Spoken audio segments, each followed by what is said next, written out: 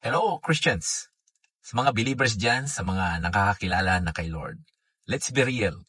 Minsan iniisip natin, okay na ako, I'm Christian, I pray, I read the Word, I do my devotion. Pero ang tanong, kanino lang ba umiikot yung faith mo? Kasi kung ang dasal natin lagi ay puro, Lord, bless me, Lord, protect me, Lord, palakasin mo ako, Lord, ayusin mo future ko. Kapatid, baka ang faith mo umiikot lang sa sarili mo. Walang masama sa pag-pray para sa sarili.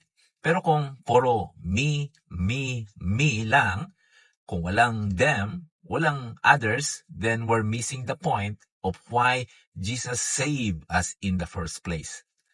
Ang sabi ni Jesus, go ye all the world and preach the gospel.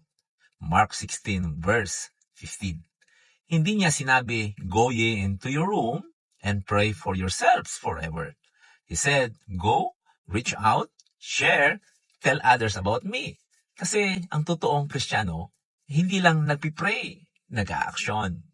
Hindi lang humihingi, nagbabahagi. Hindi lang nagdi-devotion, nagdi-disciple. So kapatid, huwag mong sarilinin ang langit. Maraming tao sa labas na hindi pa kilala si Jesus. Mga classmate mo, kapitbahay, even family members. Kung totoo kang believer, then go, share the word. Live out the gospel. Let others see heaven in you. Because heaven is not meant to be kept.